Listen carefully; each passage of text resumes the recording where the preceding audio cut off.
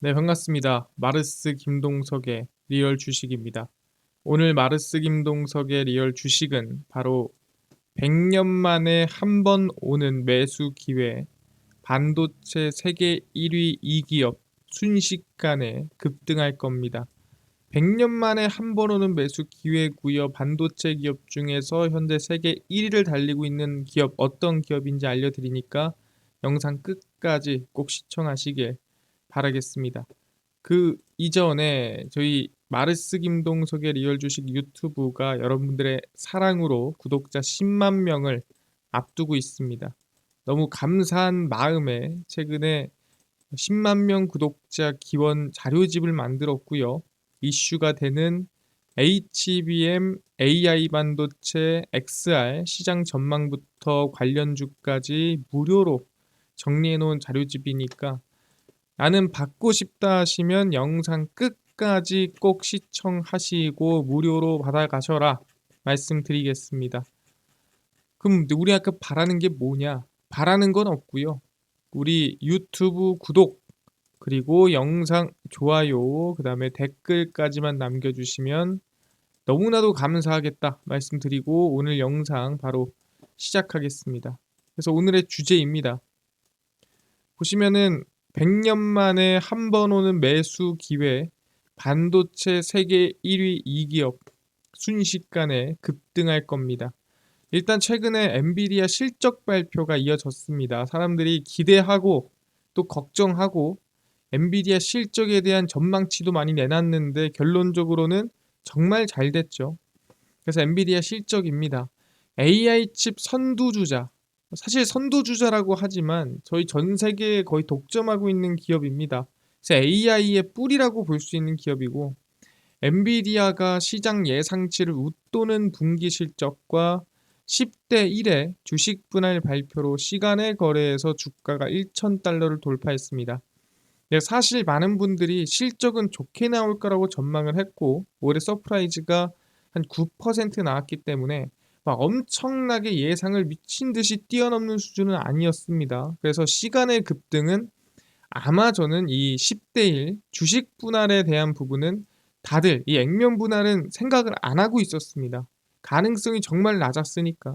그럼에도 액면 분할을 했기 때문에 아마 시간에서 큰 반응을 일으킨 게 아닌가 생각을 하고 있습니다. 일단 정규장이 아닌 시간의 거래이긴 하지만 엔비디아가 주가가 1,000달러를 넘어선 것은 이번이 처음이다. 그러니까 상당히 이례적인 일이고 1,000달러가 상당히 의미가 있죠. 우리가 라운드 피겨 가격이라고 하는데 그게 뭐 100 단위로 끊기거나 1000 단위로 끊기는 걸 하죠. 근데 사실 이런 이 1,000달러를 돌파한다라는 거는 이 엔비디아한테 정말 중요한 의미를 가지고 있는 겁니다. 그래서 회계연도 1분기 2에서 4월 매출은 260억 4천만 달러로 약 35조 6천억 원이고요. 주당 순이익은 6.12달러로 8,366원을 기록을 했습니다. 사실 이게 뭐 어느 정도 잘 나온 거냐 이렇게만 보면은 감이 잘 안 오죠. 1년 전 같은 기간과 비교하면 매출은 71억 9천만 달러에서 262% 급등했고 주당 순이익은 1.09달러에서 4.5배 증가했습니다. 그래서 주당 순이익은 4.5배 정도, 그러니까 4배에서 5배 사이 정도 증가를 한 거고 매출액 같은 경우에도 약간 3배 이상 증가를 했다라고 볼 수가 있는 겁니다.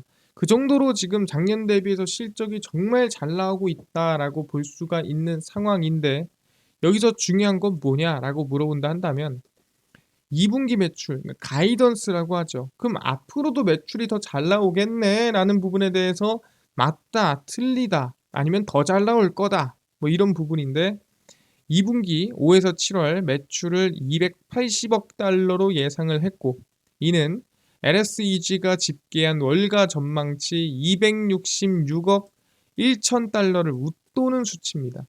그러니까 사실상 5월에서 7월에 이 매출이 날 부분에 대해서도 예상치 이상의 매출이 날 거다라고 얘기를 한 거죠. AI 칩을 포함하는 엔비디아의 데이터 센터 부문 1분기 매출은 전년 동기 427% 급증한 226억 달러의 매출을 기록했습니다. 그래서 그 총 매출에서도 데이터 센터를 따로 떼내서 매출을 확인해 보니까 226억 달러로 약 5배 이상 급증했더라라고 발표가 나왔다라는 거죠.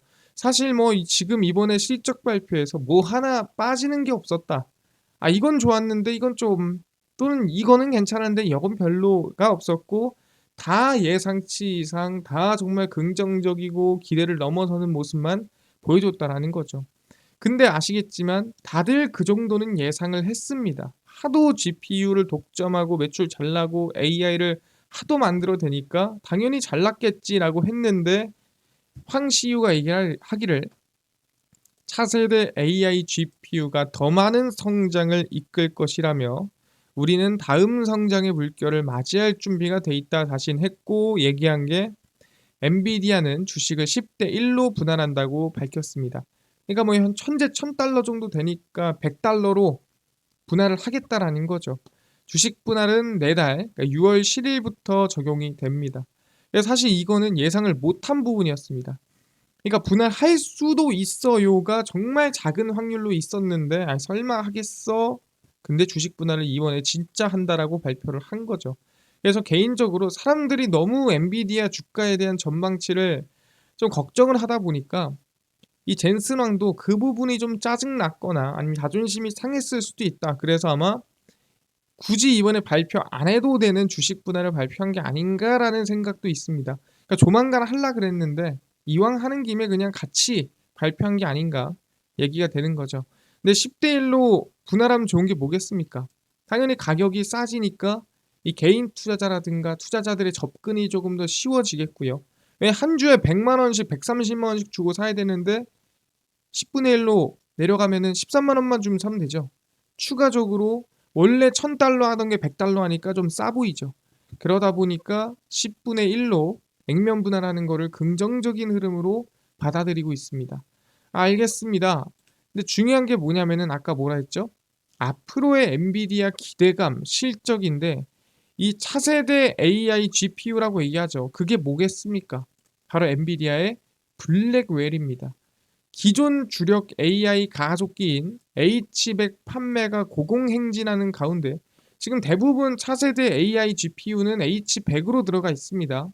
차세대 칩셋인 블랙웰 수요가 내년까지 밀려 있다. 그러니까 지금 공급 대비해서 수요가 너무나도 많다. 내년까지도 이미 줄 서가지고 꽉 차 있다라고 얘기를 하는 겁니다. 그러니까 만드는 것마다 완판인 거죠. 블랙웰은 AI 연산력이 한층 개선됐을 뿐만 아니라 AI 가동 비용의 주범인 전력 소모도 적다라고 발표했습니다. 제가 가장 비싼 반도체는 뭐라고 했죠? 능력은 좋은데 크기는 작고 전력은 덜 먹는 반도체가 최고의 반도체다. 그게 지금 보시면 엔비디아의 블랙웰이라고 보는 거죠. 물론 앞으로 더 작아지고 더 전력 덜 먹고 더 좋아지겠지만 지금까지 나온 것 중엔 이게 최고다. 블랙웰을 대체할 제품은 없는 만큼 블랙웰을 얼마나 확보하느냐가 AI 개발과 클라우드 경쟁력을 좌우하는 핵심 요인이에요. 그러니까 블랙웰을 우리가 막 만들고 싶다고 막 한도 끝도 없이 만들 수 있는 게 아니죠. 한정된 양이 나올 건데 그 한정된 양을 누가 얼마나 가져가냐에 따라 AI 성능을 좌우한다는 건데, 그럼 블랙웰을 누가 만듭니까? 이 만드는 사람이 잘 만들어야겠네. 엔비디아는 H100과 블랙웰 등 핵심 칩셋을 모두 TSMC에서 생산하며 TSMC 생산 능력이 시장에 풀리는 AI 가속기 수량과 시장가를 좌우합니다. 그러니까 많이 풀면은 당연히 뭐 그냥 적정 가격이겠죠. 근데 많이 풀지 않고 그냥 적당히 푼다 또는 적게 푼다 한다면 가격이 폭증하겠죠. 그렇기 때문에 결국에는 이 블랙웰의 가격과 이 블랙웰의 공급을 책임지고 있는 게 어디다? 결국에는 엔비디아가 아니라 엔비디아가 맡긴 TSMC다라고 보시면 될 것 같습니다. 사실 지금 블랙웰의 문제가 아니라 TSMC는 엔비디아의 대부분의 GPU를 지금 생산하고 있는 상황에서 앞으로도 더 큰 성장이 기대가 된다라는 거죠. 그래서 이 엔비디아가 발표되면서 오히려 어디 TSMC에도 기대감이 커지고 있다라는 거예요. 왜 그러냐면 TSMC도 이번에 실적 발표를 했었죠. 근데 TSMC가 실적 발표를 할 때 뭐라고 했냐? 이번 실적 좋아요. 근데 앞으로의 가이던스, 그러니까 앞으로 나올 매출에 대한 엄청난 자신감을 보여주지 못했습니다. 그래서 주가가 급락했죠. 근데 그 기대감을 누가? 엔비디아가 채워주고 있다라는 거죠. 아, 그렇구나. 확인해 보면은 TSMC가 올해 3나노 물량이 한 3배 정도 늘었다라고 얘기를 하고요. 충분히 성장세가 계속 이어질 것으로 전망이 된다라는 거죠. 그래서 보시면은 대만 TSMC가 올해 3나노 파운드리 생산 능력을 지난해에 3배 수준까지 늘릴 것으로 예상이 되고 있습니다. 그래서 TSMC 3나노 파운드리 위탁 생산 단가를 웨이퍼당 2만 1,000달러로 가정을 할 때 지난해 말 기준 월 4만 장의 공급 능력을 가지고 있었는데 그럼 올해 3배니까 얼마입니까? 12만 장 정도 된다라는 거죠. 그래서 연말 TSMC의 3나노 웨이퍼 생산 능력은 월 12만 장 정도에 이를 것으로 보도가 됩니다. 그러니까 왜 많이 뽑겠습니까? 그만큼 잘 팔리고 많이 팔리고 수요가 많으니까 하는 거 아니겠습니까? 엔비디아 AI 반도체 등에 사용되는 첨단 칩온 웨이퍼 온 서브스트레이트 COWOS 패키징 투자도 지속한다. 그러니까 차세대 패키징이라고 생각하시면 될 것 같고요. 그래서 TSMC가 올해 3나노 물량이 3배가량 늘어날 걸로 전망이 되고요. 당연히 이것조차도 부족할 수 있다라는 언급들이 나와주고 있다라는 거죠. 알겠습니다. 이것도 부족할 수 있구나. 근데 제일 중요한 게 뭐겠습니까? 이 물량뿐만이 아닙니다. 지금까지는 뭐 GPU의 생산만 맡았다면은 앞으로는 뭐까지 맡냐라고 물어보면은 HBM도 이젠 TSMC가 큰 영향을 끼친다라는 거죠. 과거에는 조립만 했습니다. 근데 지금은 조립이 아니라 아예 HBM 생산에 관여를 하겠다는 얘기고요. 어디부터? HBM4부터. HBM4가 뭐라 했죠? HBM, HBM2, HBM2E, HBM3, HBM3E까지 나왔죠. 그럼 HBM4는 뭐예요? 6세대 HBM이라고 생각하시면 됩니다. TSMC가 6세대 HBM4부터 그동안 메모리 영역이었던 로직 다이 제조에 직접 나선다라고 선언했습니다. 로직 다이 정확히 말하면은 기판이죠. 그거를 직접 만들겠다라는 거고요. 지난 4월 SK 하이닉스는 TSMC와 HBM4 공동 개발을 공식 발표한 바가 있고 양사의 동맹이 주목되고 있는 상황입니다. 아니 어떻게 만들 건데 어떻게 동맹할 건데에 대해서 물어보는 거죠. 왜 HBM3E까지는 SK하이닉스가 열심히 만들어서 TSMC가 조립해서 엔비디아에 갖다 주는 거였는데 그럼 4부터는 어떻게 할 거야? 5세대 HBM까지는 디램과 베이스 다이를 SK하이닉스와 같은 메모리 업체가 생산을 합니다. 그럼 그거를 TSMC가 받아 기판 위에 GPU와 나란히 패키징한 후에 엔비디아에 공급합니다. 그러니까 이 다이라든가 디램이라든가 이 모든 준비물은 메모리 업체가 하고요. 그 다음에 그걸 받은 TSMC는 조립만 해서 넘겼다라는 거예요. 이게 지금까지 HBM3, 그러니까 5세대까지는 그랬다라는 건데 앞으로 6세대입니다. HBM4부터 어떻게 할래? 내년 양산 중인 이 HBM4부터는 TSMC가 12나노 또는 5나노급 로직 다이를 활용해 직접 제작을 합니다. 그러니까 디램만 보내면 로직 다이 내가 만든 거에다가 사사삭 쌓아서 GPU 붙여서 엔비디아에 넘기겠다라는 거죠. HBM4는 더 많은 메모리 용량을 수용하기 위해 현재 사용되는 기술보다 더 발전된 패키징 방법을 채택해야 됩니다. 그래서 누구? TSMC의 자사 첨단 패키징 기술인 COWOS 기술을 업그레이드 중이라고 밝혔고요. 그리고 자사 로직 다이가 들어가기도 한다라는 거죠. 왜냐면은 사실 지금 SK하이닉스는 HBM4에 들어갈 만한 최고급 로직 다이가 있냐라 물어보면 있지 않습니다. 근데 그걸 TSMC가 공급해 주겠다라는 거죠. 그래서 COWS는 칩을 서로 쌓아서 처리 능력을 높이는 동시에 공간을 절약하고 전력 소비를 줄이는 2.5D 패키징 기술입니다. 그러니까 처음부터 만드는 게 아니고요. 어떻게 이걸 조립하냐, 어떻게 잘 조립하고 효율적으로 조립하냐의 기술력이다라고 보시면 됩니다. 그래서 TSMC가 이제는 HBM에까지 손길을 뻗친다라고 보시면 될 것 같고요. 근데 중요한 게 뭐냐? 아니 그럼 TSMC는 엔비디아 원툴입니까? 뭐 엔비디아만 집중하고 뭐 엔비디아 것만 가져다가 생산합니까? 라고 물어볼 수 있어요. 근데 그렇지가 않다라는 거죠. 애플 2나노 TSMC입니다. 그러니까 사실 애플뿐만이 아니에요. 테슬라도 TSMC에 맡기고요. 애플도 TSMC에 맡기고 실제 엔비디아뿐만이 아니라 그러니까 엔비디아가 지금 GPU를 독점하고 있으니까 만약에 엔비디아 GPU 독점 끝나면 어쩔 겁니까?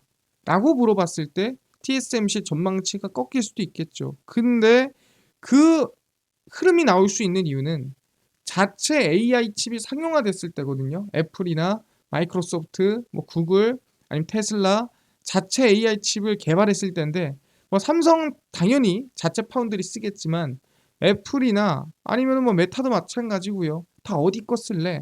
하니까 대부분이 TSMC와 손을 잡고 있다라는 거죠. 왜? 검증됐으니까. 엔비디아 거 그렇게 잘 만들고 잘 돌아가는데 더 검증할 게 있습니까?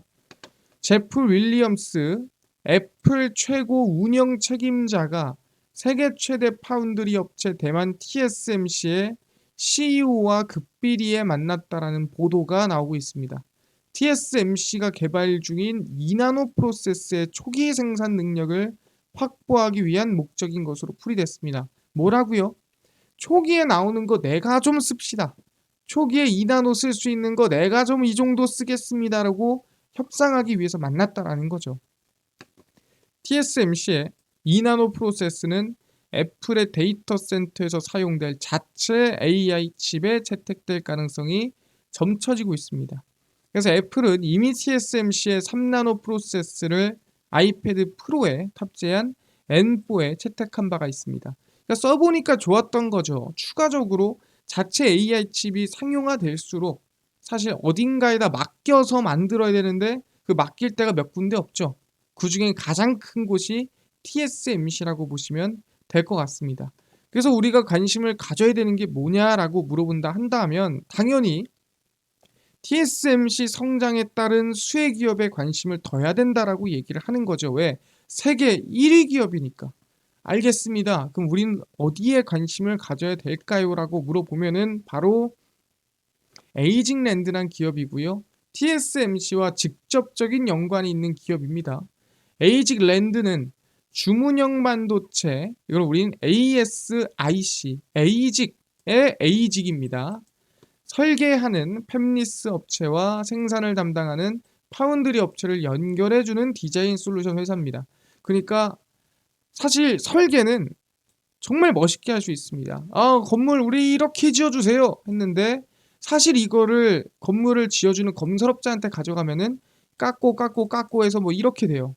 그러면은 너무 이게 이상과 이 동상이몽 아니겠습니까? 그러다 보니까 이것과 이것이 타협이 될 수 있게 디자인을 해주는 회사가 바로 디자인 솔루션 회사입니다. 글로벌 파운드리 1위 기업인 TSMC의 국내 유일한 가치 사슬 협력자 업체입니다.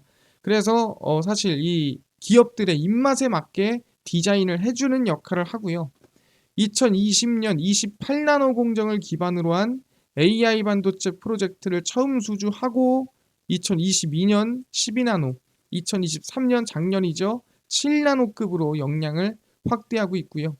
에이징랜드는 최근 AI NPU, AI 가속기, 엣지향 NPU 고도화 개발 등 AI 분야에 특화하고 신규 계약을 체결하고 있습니다. 아 그렇구나.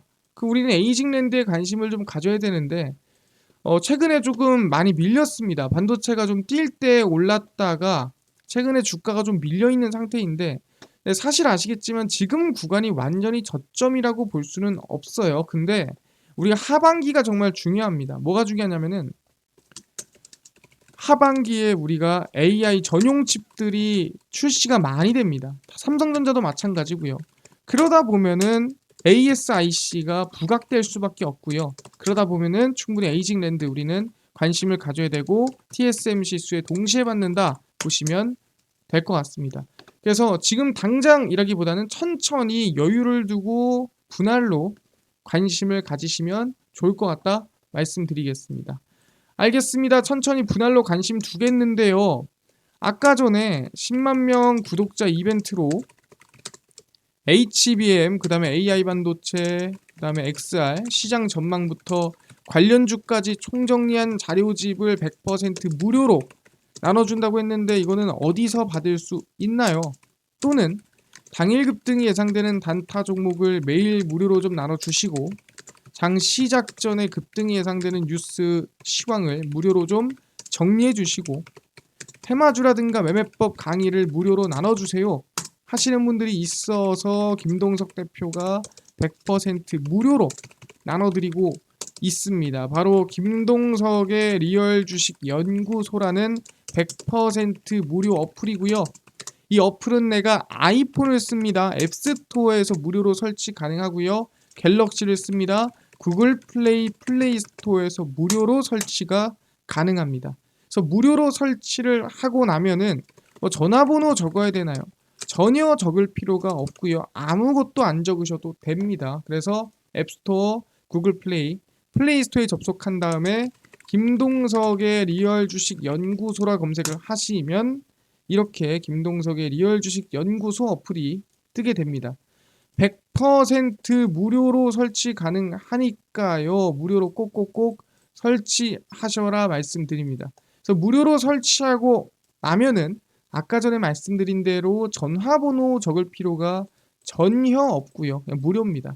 그래서 무료로 설치하고 들어가면은 이렇게 김동석의 리얼 주식 연구소 어플이 뜨게 됩니다.